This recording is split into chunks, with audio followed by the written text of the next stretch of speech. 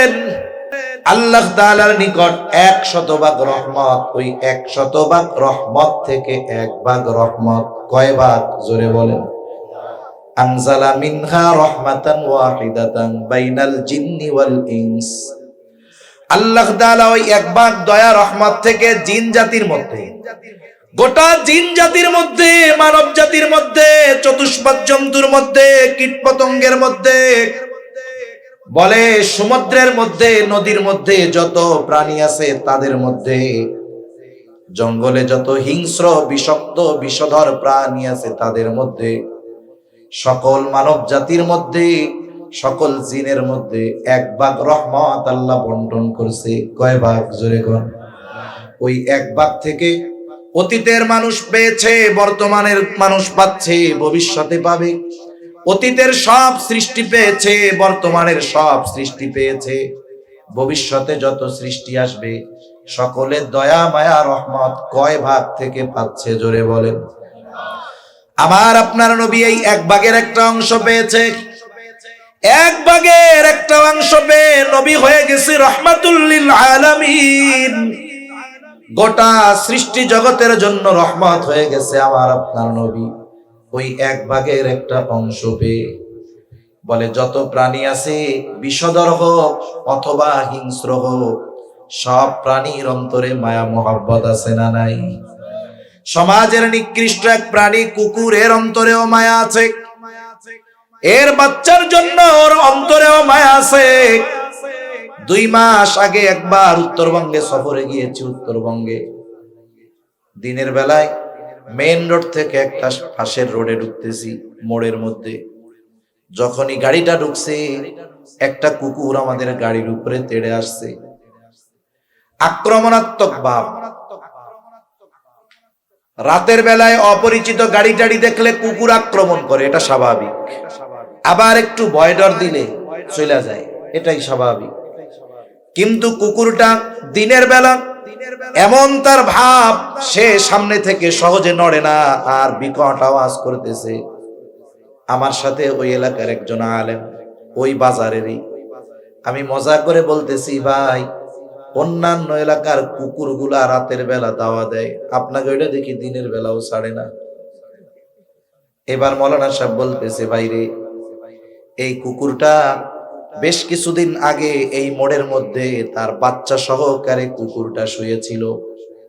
Main road থেকে একটা truck ঢুকছে, ট্রাকের চাকায় পিষ্ট হয়ে এই কুকুরের বাচ্চা মারা গেছে।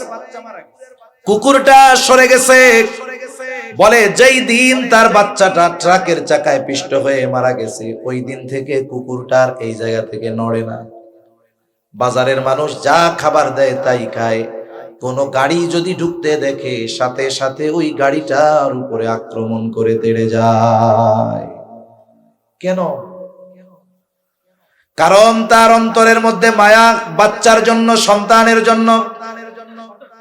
আজকে আসতেছি, হঠাৎ দেখি সামনে এমনি একটা ভিডিও আসছে মোবাইলের মধ্যে, একটা বানর মারা গেছে। বানর, তার বাচ্চা, বানর রে মাটি, কিছু মানুষ মাটি খুঁড়ে পুঁতা রাখবে আর কি।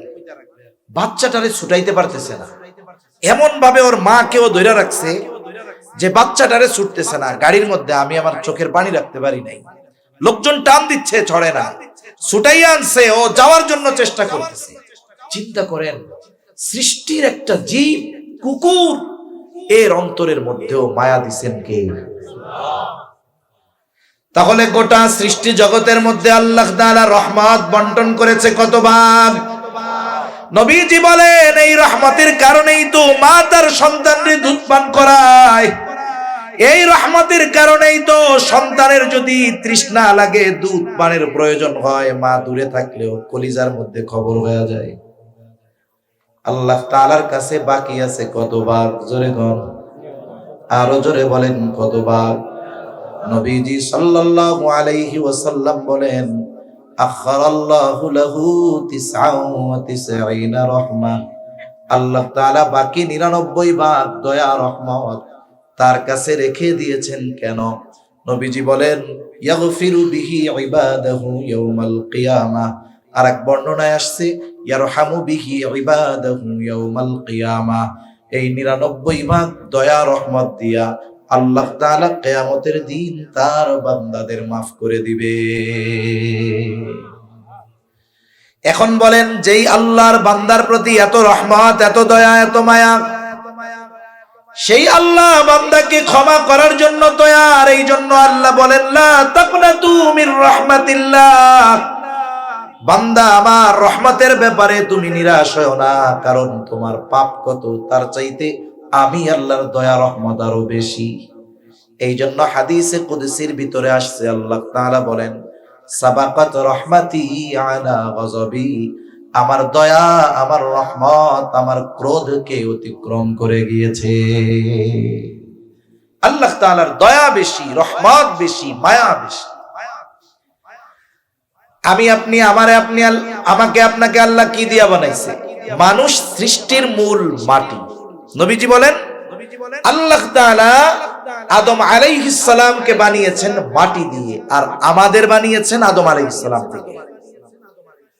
যেমন একজন একটা মোমবাতি ধরাইলো, মোমবাতি যদি জ্বালাইতে চায় কি লাগবে? ম্যাচ লাগবে, তাই না? ম্যাচ দিয়া মোমবাতি ধরাইলো। এখন আপনি আমি যদি চাই ওই মোমবাতি থেকে আমিও মোমবাতি জ্বালাবো, তাইলে আমার কিন্তু ম্যাচ লাগবে না, আমি আগুন ধরাবো মোমবাতি থেকে। কিন্তু মৌলিক যদি হিসাব করা হয়, আমিও আগুন পেয়েছি ওই ম্যাচের কারণে, ঠিক না? এজন্য মানব সৃষ্টির মূল হলো মাটি। তবে আল্লাহ তাআলা এই দুনিয়াতে মানব সৃষ্টির একটা প্রসেস দিয়েছেন, পদ্ধতি করে দিয়েছেন। আল্লাহ তাআলা কোরআনুল কারীমের মধ্যে বলেন, তিনি আমাদেরকে আদম আলাইহিস সালামকে মাটি থেকে সৃষ্টি করেছেন।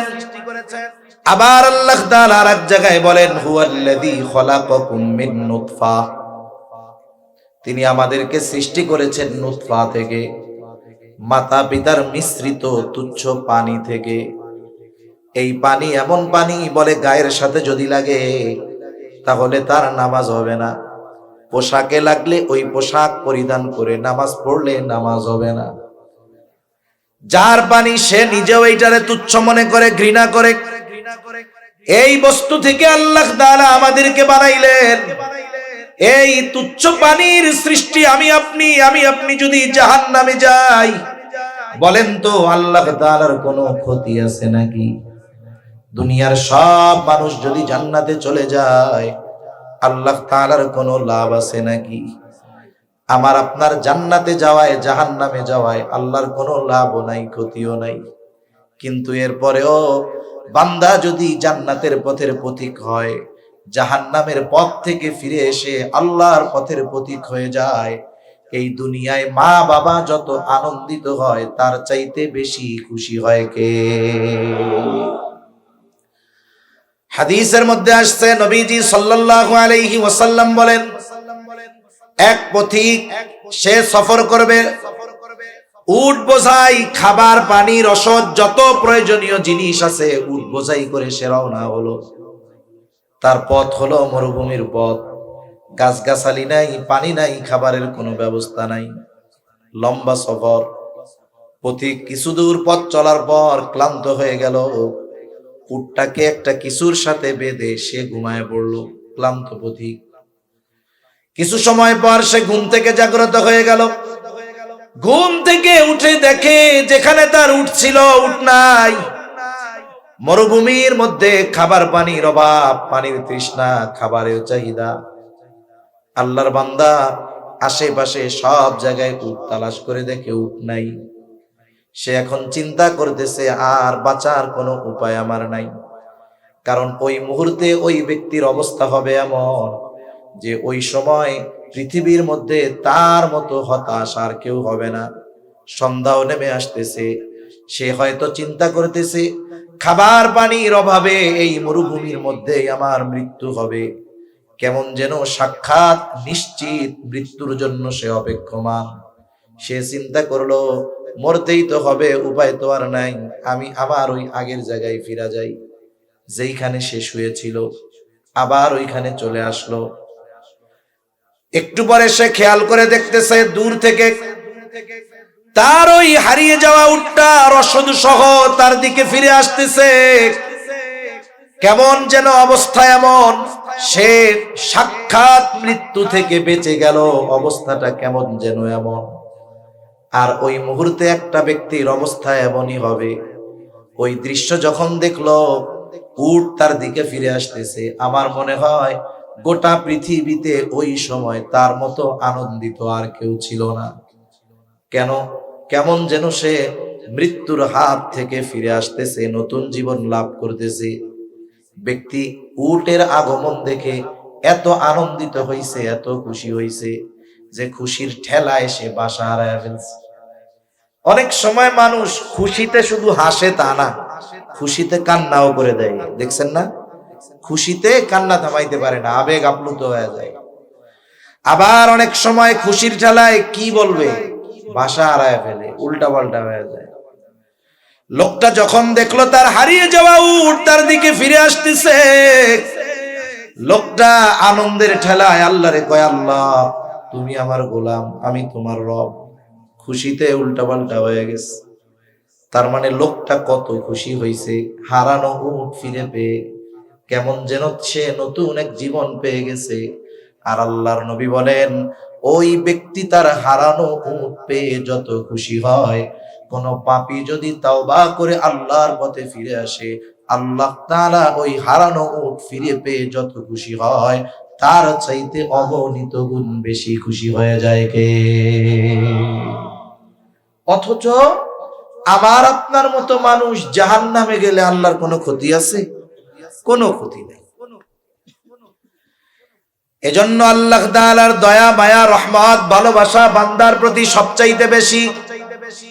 এই জন্য আল্লাহ তাআলা কত আবেগ দরদ মোহাব্বত নিয়ে বলেন, ওয়াল্লাযীনা ইযা ফাআলু ফাহিশাতান আও যালামু আনফুসাহুম যাকারুল্লাহ।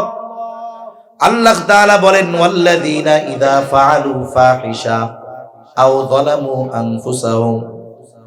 আল্লাহ রাব্বুল আলামিন বলেন, বান্দা যখন ফাহেশা কাজে লিপ্ত হয়, পাপাচারে লিপ্ত হয়ে যায়, নিজের উপরে নিজে জুলুম করে, তার মানে পাপের সর্বোচ্চ অবস্থানে সে যখন চলে যায়, ওই পাপ থেকে বিরত হয়ে সে যখন আল্লাহকে স্মরণ করে, আল্লাহকে স্মরণ করে আল্লাহর কাছে ক্ষমা চায়, ফাস্তাগফারু লিযুনুবিহিম, অতীতে ওই যে গুনাহগুলো করেছিল এগুলো স্মরণ করে যখন আল্লাহর কাছে ক্ষমা চায়, আল্লাহ তাআলা বলেন, ওয়ামান ইয়াগফিরুদ যুনুবা ইল্লাল্লাহ।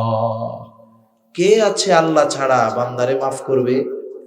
এ কথার মধ্যে কত আবেগ দরদ মায়া, এটা আমরা হয়তো বোঝার মতো বা আমার আপনাদের বোঝানোর মতো যোগ্যতা নাই।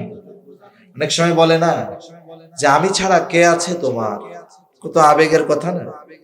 সোজাসুজি যদি বলতো আমি আছি, এই কথাটার আবেগ দরদ, আর এই কথাটা আমি ছাড়া কে আছে তোমার, এই দুই কথার মধ্যে পার্থক্য আছে না? আল্লাহ তাআলা বলেন, কে মাফ করবে বান্দারে আল্লাহ ছাড়া? সুবহানাল্লাহ বলে না? তার মানে আল্লাহ মাফ করার জন্য প্রস্তুত, খালি আল্লাহর কাছে মাফ চাই, মাফ করে দিবেন কে? এজন্য আমাদের কি দরকার? আত্ম উপলব্ধি দরকার, আত্ম অনুশোচনা দরকার, চিন্তা করার দরকার প্রতিনিয়ত যেই মালিকের রহমত আমার উপরে বর্ষিত হয়, বান্দার একটা মুহূর্ত অতিবাহিত হয় না যে আমি আপনি আল্লাহর রহমত ভোগ করি না। সামান্য আত্ম অনুশোচনা, সামান্য চিন্তা, সামান্য কথা মানুষের জীবন পরিবর্তনের কারণ হতে পারে কি পারে না? সামান্য চিন্তা, সামান্য কথা মানুষের জীবন পরিবর্তন করে দিতে পারে। রাসূলুল্লাহ সাল্লাল্লাহু আলাইহি ওয়াসাল্লাম বনি ইসরাইলের এক জালেমের ঘটনা সাহাবায়ে কেরামকে বারবার শোনায়েছেন। আব্দুল্লাহ ইবনে উমর রাদিয়াল্লাহু তাআলা আনহু বলেন, বনি ইসরাইলের এক জালেম ছিল, তার নাম হলো কিফিল। নবীজি এই কিফিলের ঘটনা একবার দুইবার নয়, বারবার সাহাবায়ে কেরামকে শুনাইছে। নবীজি বলেন, বনি ইসরাইলের ওই জালেম কিফিল এমন কোন পাপ নাই সে করে নাই, তার মানে সব পাপের অলরাউন্ডার। বনি ইসরাইলের ওই জালেম সব পাপে অভ্যস্ত ব্যক্তি। তার পাপগুলার মধ্যে একটি পাপ ছিল, মানুষকে সে সুদের উপরে টাকা দিত। সুদখোর আসেনি আপনাদের এলাকায়? জোরে বলেন আসেনি? মাটি খুঁড়লে কেঁচো পাওয়া যায়। কেঁচো চিনেন? কেঁচো চিনেন না? কালা কালা লম্বা লম্বা মাটি খুঁড়লে পাওয়া যায়। এখন এটি নাই, কমে গেছে আর কি, তাই না? কেচ্চ বলে, কেচ্চ। কত শব্দ শিখলাম, টাইফুন না কি শিখলাম জানি, টাইয়ন। হায় আল্লাহ, কই টমেটো আর কই টাইয়ন। আল্লাহু আকবার। ভাষার সৌন্দর্য। আসলে আপনারা যে ভাষায় বলেন, এটা আপনারা যখন বলেন সুন্দর লাগে, আর যখন আমরা তো আর ওই মাতৃভাষা না, আমরা বললে একটু অন্যরকম লাগে। যে যাকে আল্লাহ যেই ভাষা দিছে, বুঝি আর না বুঝি, তার জবানে ওই ভাষা শুনতে মজা লাগে কি লাগে না? আমার অনেক পরিচিত জন আছে, আব্দুল্লাহ আল মারুফ ভাইয়ের বয়ান শুনে, কিছু বুঝোস নি? কয় কিছু বুঝি না, কিন্তু ভাল লাগে। কিছু বুঝে না, কিন্তু কি লাগে? ভালো লাগে। কিন্তু আমি যদি আবার ওই ভাষায় বলার চেষ্টা করি, তাহলে ভালো লাগবে না, কারণ টান গুন্না তো ঠিক থাকবে না, ঠিক না? তাহলে দেখেন, মাটি খুঁড়লে কেচ্চো পাওয়া যাবে, না পাওয়াও যাইতে পারে, কিন্তু সুদখোর পাওয়া যাবে। অবস্থা এরকম জঘন্য সুদের। সুদ এত পরিমাণ আমাদের সমাজে এত পরিমাণ বিস্তার লাভ করেছে, এটা একটা ভাইরাসে পরিণত হয়ে গেছে, ঠিক কিনা?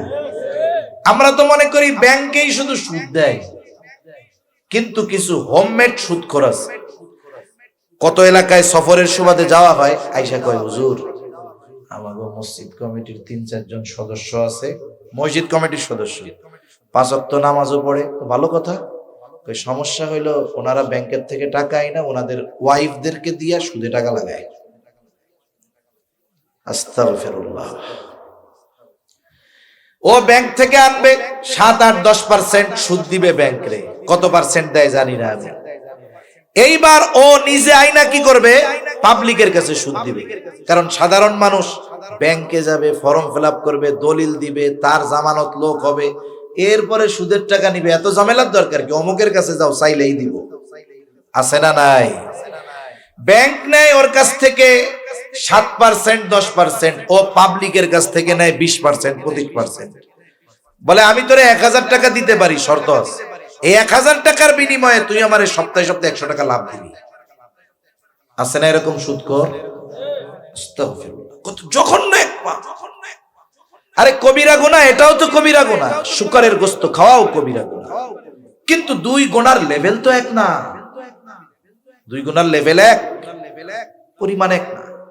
পার্থক্যটা কেমন? কিছু হারাম আছে, এটা এক সময় হালাল হতে পারে। হারাম আবার হালাল হয় কেমনে? কারণে। কোন কারণে? মনে করেন এক লোকের 2টা কন্যা আছে। কয়টা কন্যা? জোরে বলেন, কয়টা? এখন একজন তার বড় কন্যাকে বিবাহ করছে। বলেন তো, এই বড় মেয়েটা তার বিবাহ বন্ধনে আবদ্ধ থাকা অবস্থায় ছোট মেয়ে যেটা, এটারে সে বিয়ে করতে পারবে? এটা তার জন্য কি?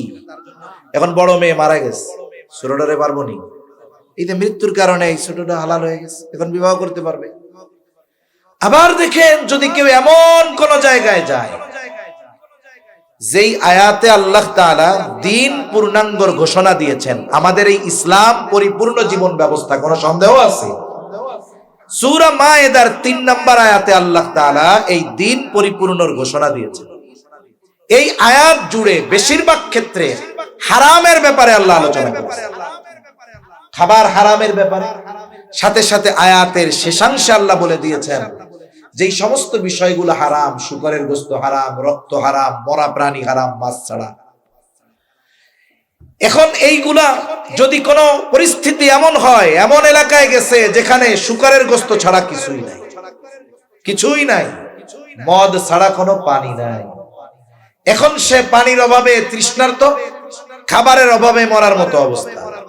আল্লাহ সুযোগ দিয়ে দিয়েছে, যতটুকু তার জন্য দরকার বেঁচে থাকতে, অতটুকু গ্রহণ করার অনুমতি তাকে দেওয়া হয়েছে। এটা সুযোগ নাই যে ওই মুহূর্তে প্রয়োজন মেটার পরে, জান বাঁচানোর পরিমাণ খাওয়ার পরে সে চিন্তা করবে এরপরে কি হবে না হবে, আরো পেট ভরে খাই। ওই সুযোগ আছে? কতটুকু জায়েজ? যতটুকু তার জন্য না হলেই নয়। এখন মনে করেন একজন রোজার মাসে রোজা রাইখা ভুলে পেট বইরা খাইছে, পেট বইরা অনেক খানিক খাইছে। এখন একজন এসে কয় তুমি তো রোজা না, আমি তো রোজা। এখন ও যদি চিন্তা করে পেট ভরে তো খাইয়াই ফেলছে, আরো কয়টা খাই, এতক্ষণ যে খাইছে এতে রোজা ভাঙবে না। কিন্তু যখন যাই না গেছে যে আমি তো রোজা মনে পড়ছে, এরপরে যদি অল্প একটু খাই, রোজা থাকবে? তার মানে জীবন বাঁচানোর জন্য যতটুকু তার গ্রহণ না করলেই নয়, অতটুকু নেওয়া তার জন্য জায়েজ, হালাল হয়ে যায়। আবার যদি কোনো বিজ্ঞ ডাক্তার কোন রোগীর অবস্থা পর্যবেক্ষণ করে দিনদার ডাক্তার যদি বলে এই লোকের এমন এক ব্যাধি হইছে, এর যদি বাঁচাইতে হয় দৈনিক শুকরের গোশত খাওয়াতে হবে, জীবন বাঁচানোর জন্য ওষুধ হিসাবে তাকে খাওয়ানো জায়েজ। কিন্তু বলেন তো কোন রোগ হইলে ডাক্তার প্রেসক্রিপশনের মধ্যে লিখবে এই ব্যক্তির তো মরণ ব্যাধি হইছে, এর যদি বাঁচাইতে হয় সুদ খাওয়ানো লাগবে?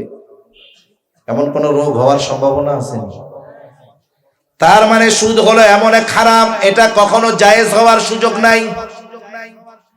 অথচ দেখুন যারা সুদের সাথে জড়িত এই মানুষগুলো সুদের পাপের স্তর বুঝে না, সাধারণভাবে শুকরের গোশত খাইলে ওইটার গুনাহ হবে। কিন্তু কেউ যদি 1 দিরহাম পরিমাণ সুদ খায়, এর দ্বারা মায়ের সাথে জিনা করার মতো পাপ তার হয়ে যায়। একজন সুদখোররে আপনি যদি 10 লাখ টাকা দিয়ে ওই অপকর্ম করতে বলেন, ও করবে না আপনারে মেরে ফেলবে? মেরে ফেলবে না? কত বড় জঘন্য কথা! এই পাপ মুখে নেওয়া যায়? তখন বলা দরকার তুমি যে সুদ খাওয়ার মাধ্যমে ওই পাপ প্রতিনিয়ত করতেছো, এই চিন্তা কেন করো না? তার মানে সুস্থ মস্তিষ্কের কোন মানুষ কখনো সুদী কারবারির সাথে জড়াতে পারে না। এজন্যই কিয়ামতের দিন সুদখোর টালমাটাল অবস্থায় কিয়ামতের ময়দানে উঠবে, কারো কিছু বলা লাগবে না, হাসরবাসী দেখেই বুঝতে পারবে এটা ছিল দুনিয়ায় সুদখোর। আল্লাহ আমাদের সুদের মতো জঘন্য পাপ থেকে হেফাজত করুক, বলি আমিন। জালেম কিফিলের একটি অভ্যাস ছিল, সে মানুষকে সুদের উপরে টাকা দিত। একজন দরিদ্র মহিলা তার কাছে আসছে কিছু টাকা কর্জ নেওয়ার জন্য। এসে বলে কিফিল আমারে কিছু টাকা আদার দাও, মুসিবতে পড়েছি, বিপদে পড়েছি। সুদখোর যে আল্লাহ তাআলা তার হৃদয়কে কঠোর বানিয়ে দেয়, আল্লাহ তাআলা তার ভাষার মিষ্টতা কেড়ে নেয়, আল্লাহ তাআলা তার চেহারার মধ্য থেকে নুরানি আভা আল্লাহ উঠায় নিয়ে যায়। আলহামদুলিল্লাহ। কোন সুদখোররা দেখবেন না যে তার দিল নরম হয় মানুষের কষ্ট দেখে। কোন সুদখোরকে পাবেন না যে তার ভাষার মধ্যে মিষ্টতা আছে, বরং যত গালাগালি আর কর্কশতা তার ভাষার মধ্যে আছে। ওই সুদখোর যদি চামড়া যদি দুধের মতো সুন্দর হয়, খেয়াল করে চেহারার দিকে তাকাবেন, দেখবেন ওই চেহারার মধ্যে কর্কশতা, ওই চেহারার মধ্যে হিংস্রতা ভরা। কিন্তু অনেক কালো মানুষ আছে আল্লাহর বান্দা, ওর চেহারার দিকে তাকাইলে মনে হয় ঈমানের নূর চমকাইতেছে, আছে না নাই? এজন্য মানুষের বিপদে সুদখোরের দিল নরম হয় না। কিফিল বলে মহিলা আমি কাউরে টাকা কর্জ দেই না, যদি নাও সুদে নিতে পারো।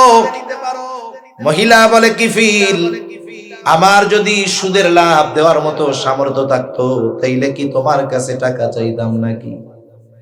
মহিলা বিধবা, দেখতে চেহারাও সুন্দর, সব পাপে অভ্যস্ত কিফিল মহিলাকে এবার কুপ্রস্তাব দিয়া বসছে। বলে তুমি যদি সুদের লাভ না দিতে পারো, এই শর্তে তোমারে 60 দিরহাম দেওয়া যাবে যে তুমি অমুক দিন আমার সাথে জিনায় লিপ্ত হবা। নাউযুবিল্লাহ। হাদিসের মধ্যে আসছে কাদাল ফাকিরু আইয়াকুনা কুফরা, দরিদ্রতা মানুষকে কুফরি পর্যন্ত পৌঁছায় দেয়। আল্লাহ তাআলা তো টেকনাফের মানুষ, উলামায়ে কেরাম আছে, ঘরে ঘরে আলেম আছে, উলামায়ে কেরামের সুহবত আছে। আপনারা দিন সম্পর্কে অন্যান্য অনেক এলাকার চাইতেও অনেক বেশি আপনারা জানেন। এখনো বাংলাদেশের উত্তর অঞ্চলে এমন এমন জায়গা আছে, একেবারে প্রত্যন্ত অঞ্চল, খ্রিস্টান মিশনারিরা কোটি কোটি টাকা ব্যয় করে মানুষদের অভাবের সুযোগ সুবিধার বঞ্চিত মানুষগুলোর এই সুযোগ গ্রহণ করে অল্প টাকার বিনিময়ে তাদের ঈমান তারা কিনে নিচ্ছে।